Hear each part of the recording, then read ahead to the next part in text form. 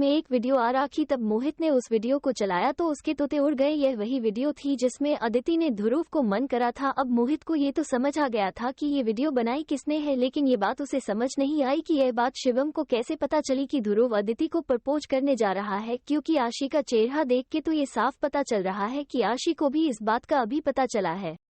तभी अदिति बहुत ज्यादा गुस्से में ध्रुव की तरफ आई और गुस्से में चिल्लाते हुए बोली, ध्रुव तुम्हारी तो कोई इज्जत है नहीं, कम से कम मेरी इज्जत की तो फिक्र करी होती। अब तो तुम्हें मजा आ गया होगा मेरी भी बेइज्जती करवाकर। ध्रुव ने कहा, अदिति मुझे नहीं पता था कि कोई छुप कर हमारी बातों को रिकॉर्ड कर रहा था। तुम्हें लगता है कि अगर मुझे पता होता तो मैं ऐसा होने देता?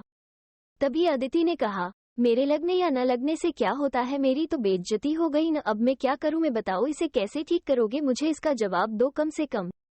तभी मोहित और आशी चलकर पीछे से चलकर अदिति को समझाते हुए कहने लगे, अदिति देखो ध्रुव तो सिर्फ तुम्हें पसंद करता है, ये बात ही तुमसे कह रहा था, ये तो तुम भी जानती हो, इसमें ध्रुव की तो कोई गलती नहीं है। ये तो कुछ लोग होते जिन्हें दूसरे की जिंदगी में घुसने की आदत होती है। तभी अदिति ने गुस्से में देखते हुए मोहित से कहा, तुम दोनों दोस्त एक ही थाली के चट्टे बट्टे हो, एक की इज्जत है नहीं, उसने मेरी भी बेइज्जती करवाई। अब सबके सामने मैं वही बात रख रही हूँ तो दूसरा भी उसका साथ देने आ गया। और हाँ आशी, तुम्हें तो मैं अपना दोस्त मानती थी, लेकिन तुमने तो मेरी उम्मीद ही तोड़ दी। आखिरकार तुम ही तो मुझे ऐसे लड़के से बात करवाने लेके गई थी ना। खैर तुम लोगों से बात करने का कोई फायदा है नहीं, तुम तो इस ध्रुव के साथ रहकर बेशरम हो गए हो। मैं जा रही हूँ और तुम में से कोई मेरे आस पास भी नहीं दिख जाना। ये कहने के बाद अदिति वहाँ से चली गई। वहां पर खड़े लोग बात करने लगे। एक लड़के ने कहा, भाई मैं तो आशी को क्लास की सबसे समझदार और शांत लड़की समझता था, मुझे नहीं लगा था कि ये कुछ ऐसा भी करेगी। तभी उसके साथ वाले लड़के ने कहा, हाँ भाई पहले सोचता तो मैं भी कुछ ऐसा ही था, लेकिन अब किसको क्या कह सकते हैं, अच्छा हुआ कि इसका असली चेहरा सबके सामने आ गया। तभी सबके बीच में से तीसरा लड़का कहने लगा, तुम आशी को क्यों गलत कह रहे हो, सारी गलती तो इस ध्रुव और मोहित की है। आशी तो बस अपने दोस्त होने का फर्ज निभा रही थी, लेकिन ये तो ध्रुव था जो अदिति को प्रपोज करने गया था। तब कि इसे पता था कि वो लड़की इसके औका के बाहर की है और इस मोहित ने भी उसे अकल नहीं दी। आखिर क्या करा जाए, दोनों एक ही कुएं के मेख है।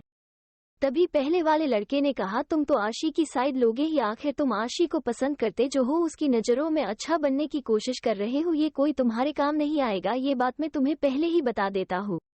तभी दूसरे वाले ने पहले वाले की तरफ देख के बोला, हाँ भाई ये तो तुम सही बोल रहे हो, इसको कई बार आशी को देखते हुए मैंने भी देखा है, लेकिन अफसोस की बात है कि आशी ने इसे थोड़ा भी भाव नहीं दिया। ये सुन के तीसरे वाला लड़का इस चीज को नकार देने के लिए कुछ बोलना चाहता था, लेकिन शायद उसे समझ नहीं आ रहा था कि वो क्या बोले। इन्हीं सब लोगों के बीच तीन चेहरे ऐसे भी थे, शर्म के मारे झुके हुए थे। ये थे ध्रुव, आशी और मोहित के। तभी बात की गंभीरता को समझते हुए मोहित ने कहा, चल ध्रुव भाई कहीं और चलते हैं, नहीं तो ये सब तो बोलते ही रहेंगे। तीनों साथ साथ जाने लगे। जब वो गेट तक ही पहुंचे होंगे तभी पीछे से शिवम अपने दो दोस्तों के साथ आगे आया और कहने लगा, मैंने पहले ही कहा था भाइयों कि आजकल पागल कुत्ते ज्यादा ही हो गए और इसने मुझे आज सही साबित भी कर दिया। ये मेरा कितना अच्छा दोस्त है जो मुझे कभी गलत साबित ही नहीं होने देता है ना भाइयों। ये सुन के बाकी लोग भी हंसने लगे। तभी मोहित गुस्से से ध्रुव के पीछे से ध्रुव के आगे आया और कहने लगा, देख शिवम कोई और दिन होता तो तेरी बातें सहन कर लेते थे, लेकिन आज नहीं कर पाएंगे, इसलिए अपनी लिमिट में रहे।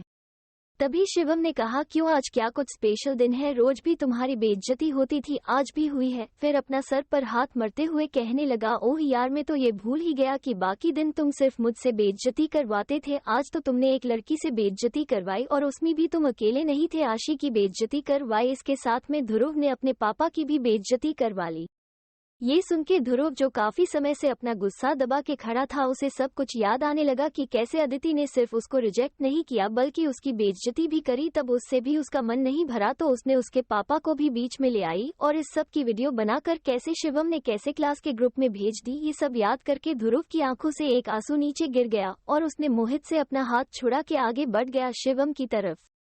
वही तब मोहित ने ये देखा तो वो भी ध्रुव के साथ आगे बढ़ गया और ये दोनों दोस्त शिवम के ग्रुप के सामने जाकर खड़े हो गए। तब सभी आपस में बात करने लगे। उनमें से एक ने कहा, भाई लगता आज लड़ाई हो जाएगी। वही दूसरे ने कहा, मैं तो टीचर को बुलाने जा रहा हूँ। तभी पहले वाले ने कहा, भाई पहली बार किसी लड़की के चक्कर में लड़ाई होते हुए देखने को मिल रही है, मजा आएगा। तब थोड़ी लड़ाई हो जाएगी, तब कोई न कोई टीचर को बुला लेगा, तब तक तो तू मजे ले लड़ाई के।